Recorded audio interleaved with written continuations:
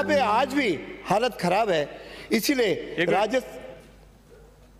आप लोग यदि इसको गंभीरता से नहीं ले रहे हैं तो आपके कहने मेरे पास समय की सीमा है, और समय की सीमा आप दोनों तरफ के जो माननीय शांति धारीवाल जी ने, माननीय नेता प्रतिपक्ष ने तय की है।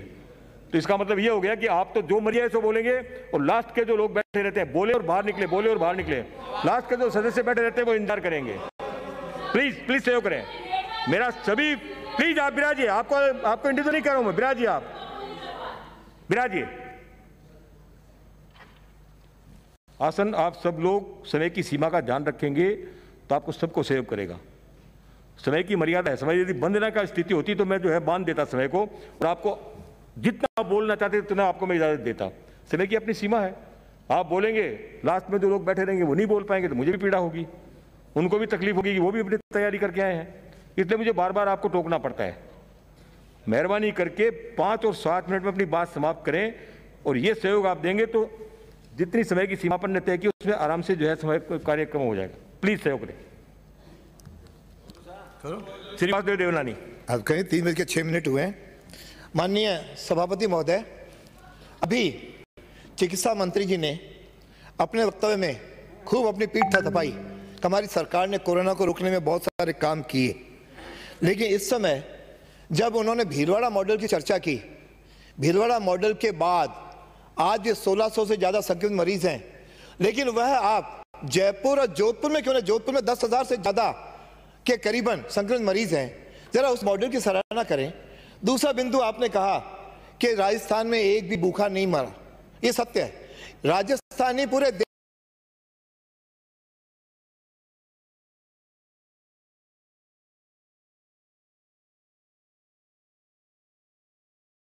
इसका थपथपा आप पे नहीं है कि जिसके कारण से पड़ोसी भी भूखा न।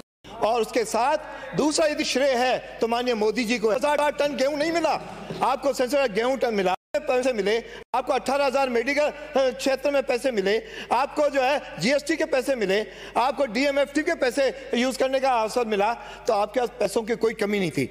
इसीलिए केवल उस वास्तविकता पे जाना चाहिए। और यदि मैं आपको कहूं माननीय मंत्री जी, आप तो 32 दिन क्या 4 महीने में फील्ड में नहीं गए। आप अजमेर जिले के अचानक जेल एंड हॉस्पिटल चले जाएं और वहां पर आइसोलेशन वार्ड और क्वारंटाइन वार्ड में चले जाएं, वहां के टॉयलेट को देख लें। मरीज वैसे न मरे, लेकिन वहां की अव्यवस्थाओं से जरूर मरता है। ये इस प्रकार की वहां पे स्थिति है। न तो कोई सीनियर डॉक्टर रहता है, रेजिडेंट डॉक्टर भी नहीं जाते, वार्ड के बॉय के आधार पे उसको पैकेट और दवाई उसको फेंक करके दी जाती है। वहां पे ऐसी बदबू है, टॉयलेट पे कोई घुस नहीं सकता। ऐसी अस्पताल की दुर्दशा शायद कहीं भी देश भर के अंदर नहीं होगी। ये स्थिति बनी है कि दवाइयां उसको नर्सिंग के रोटेशन में ड्यूटी नहीं लगती, जो बेचारे नए नर्सिंग स्टाफ आते हैं उसको कितने लगातार ड्यूटी देते रहो, और पुराने लोग बैठे रहते हैं। इस तरह चिकित्सा लापरवाही है। इवन उनके पास न तो पीपी किट पूरे हैं, न ग्लोव्स है, न N95 है। इस प्रकार की स्थिति के बाद भी यदि दावा करना कि राजस्थान के अंदर सब कुछ ठीक है, तो निश्चित रूप से इस पर विचार करना पड़ेगा कि आखिर ऐसी स्थिति क्यों बनी। और दूसरा, प्राइवेट हॉस्पिटल्स की मनमानी, जब चाहो तब रिपोर्ट पॉजिटिव आ जाए, जब चाहो तब रिपोर्ट नेगेटिव आ जाए, यानी इसका कोई पता नहीं लगता। और जब आने के बाद पॉजिटिव नेगेटिव को भी पॉजिटिव बता करके अपने भर्ती करेंगे, मनमानी पैसा लेते हैं। और ऐसी दुर्दशा है कि लाखों का बिल बनना शुरू हुआ। आखिर व्यक्ति जाए तो जाए कहां? सरकारी अस्पताल में अव्यवस्था, वहां पे हालतें खराब, प्राइवेट हॉस्पिटल में जाए तो बिल का करंट। आखिर वहां पे मरीज की स्थिति, राजस्थान में 70,000 के आसपास संख्या पहुंच रही है, 1,000 मृत्यु के लोग और ग्रास पे जा रहे हैं। ऐसी स्थिति में निश्चित रूप से सरकार को गंभीरता से विचार करके व्यवस्थाओं में सुधार करना चाहिए। दूसरा, आपने कहा खरीदारी में, मैं आज चिकित्सा मंत्री, आप मेरे जिले से आते हैं, आज वहां पे अजमेर जिले की जितनी खरीद हुई है निष्पक्ष एजेंसी के साथ, आप यदि उसकी जांच करवा दें, दूध का दूध पानी हो जाएगा। आज तो मास्क लिया गया 10 रुपए पे, 3 दिन के बाद वही मास्क लिया गया 13 रुपए में। लाखों इस प्रकार के मास्क, सैनिटाइजर और पता नहीं क्या क्या खरीदा गया है। शुद्ध रूप से वहां पे भ्रष्टाचार हुआ है, उसकी जांच होगी तो निश्चित रूप से दूध का दूध, पानी का पानी आएगा।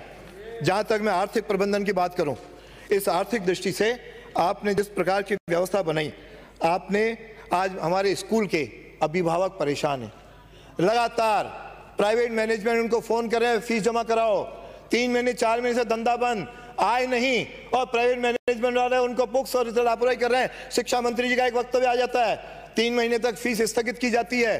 वो स्थगित क्या, कैसे पैसे देंगे, जरा उस पर कहीं ना कहीं विचार किया जाना चाहिए। आपने बात की पेट्रोल डीजल पे, आपने वेट बढ़ा दिया। आज दिल्ली सरकार ने वेट कम करके 8 रुपए पेट्रोल डीजल पे सस्ता कर दिया। क्या राजस्थान सरकार क्यों नहीं कर सकती राहत देने के लिए? लेकिन सरकार की नींद नहीं खुल रही है। और साथ के अंदर जिन्होंने, आपने एक पेशेंट के लिए 2440 रुपए का प्रावधान रखा, खर्च कितना हुआ? आपकी व्यवस्था तो देख लो। आज आप एक बेड पे केवल पलंग और चद्दर के लिए 550 रुपए दे रहे हो। जो प्राइवेट होटल्स को आपने लिया है, उस होटल वाले को 238 रुपए प्रतिदिन दे रहे हो। उसका एसी का खर्चा, उसका बिजली का खर्चा, और बिजली में स्थायी शुल्क और बाकी का इतना करंट मारा जा रहा है कि आज लोग आर्थिक स्थिति से टूट गए हैं मन से। वैसे भी बीमारी का उनके ऊपर भार और दूसरा आर्थिक स्थिति से भार, लेकिन सरकार इस पर केवल मौन धारण किए हुए कहते हैं हम निरोगी राजस्थान बनाएंगे। लेकिन मेरे को लगता है यदि यही अवस्थाएं रही तो ये रोगी राजस्थान बनने में कोई दूर नहीं लगेगी। इसलिए मैं आपसे कह रहा हूं, आज गरीब लोगों की तो फिर भी कोई चिंता की, मध्यम वर्ग आज बुरी तरह पीड़ित है। मध्यम वर्ग को सारे खर्च है, वो अपने सम्मान के कारण किसी के आगे हाथ भी नहीं फैला सकता। उसकी कोई व्यवस्था नहीं हुई। लोग राशन कार्ड लेकर के घूमते रहे, उनको किसी प्रकार का नहीं मिला। लेकिन ये तो आप कहो 80 करोड़ लोगों को आज मोदी जी के द्वारा गेहूं और ये मिल रहा है। मैं आपसे केवल कुछ सुझाव, माननीय मैंने जैसे कहा था समय मेरे सीमा में, आपको अच्छे सुझाव दूंगा कि इस समय आपको 5-6 बातें यदि आप करोगे तो आपको लाभ होगा। नंबर 1 कि इस समय जिस प्रकार से संक्रमण बढ़ रहा है, हर शनिवार रविवार को हॉस्पिटल्स के अलावा आखिर सरकारी संस्थान सारे बंद रहते हैं, निजी बंद रहते हैं। क्या 2 दिन वापस राजस्थान में यदि लॉकडाउन शुरू करोगे तो निश्चित रूप से उससे संक्रमण कुछ बचेगा। और दूसरा, निजी अस्पतालों के मनमानी पे रोक, आप वक्तव्य दे देते हैं तो उसकी क्रियान्वित नहीं होती। आज एक भी निजी हॉस्पिटल के खिलाफ यदि आपने कार्रवाई करवाओ तो जरा सदन में बताएंगे तो आपको ध्यान होगा। तीसरा, ये प्रवासी जो बच्चे आए उनके बच्चों के एडमिशन, और जो प्रवासी मजदूर आए वो 14 लाख आपके वक्तव्य के अनुसार हैं, 6 लाख वहां के चले गए, तो इन 14 लाखों लोगों के रोजगार की व्यवस्था कैसे होगी? वो वहां जो व्यवसाय करते थे, क्या यहाँ वो शिक्षा मंत्री नहीं बैठे हैं? नहीं तो उनको ITI के अंदर, उसी ट्रेड के अंदर थोड़ा प्रशिक्षण दे करके क्या उनको हम रोजगार के लिए वहां पे राजस्थान में रह करके अपना रोजगार कर सकें? क्या इसके लिए तैयार कर सकते हैं क्या? नंबर 4 कि सारे निगम वार्ड इनमें अब सैनिटाइजेशन, शुरू में बड़ा जोश चला सैनिटाइज हो, आज कहीं कोई सैनिटाइज नहीं हो रहा है। बिना सैनिटाइज के ही बीमारी बढ़ेगी। दूसरा, आपके जो होम आइसोलेशन है, होम आइसोलेशन कर दिया, उनको कोई डॉक्टर पूछता नहीं है। अरे कम से कम इतनी व्यवस्था नहीं है कि डॉक्टर उसके घर नहीं जा सकता। उसको टेलीफोन से सही कौन सी दवाई ले रहे हो, कितनी लेनी है, तुम्हारी स्थिति क्या है, क्या उनकी चिंता करने की व्यवस्था नहीं हो सकती? और इसलिए हम इन सारे लोगों के लिए जब हम चिंता करेंगे तो साथ में आपके हाथ में कितना है, लेकिन मैं आपके माध्यम से मांग करूंगा कि मध्यम वर्ग के लिए बिजली के स्थायी शुल्क माफ किए जाए, 3 महीने 4 महीने के माफ किए जाए और स्थायी शुल्क कम किया जाए। प्राइवेट स्कूलों के जिस तरह मनमानी हो रही है, स्कूलों पे लगे, चिकित्सालयों की मनमानी पे लगे, तब जाकर के आपकी कुछ व्यवस्थाएं ठीक होंगी। नहीं तो इस समय जिस प्रकार की स्थिति रही है, और इवन जो वार्ड हैं आपके हॉस्पिटल के, कम से कम उसमें CC जो है कैमरा लगा दें, वहां पे आप जो है ना वाईफाई टीवी लगा दें, ताकि व्यक्ति अपना जीवन तो वहां पे जी सके।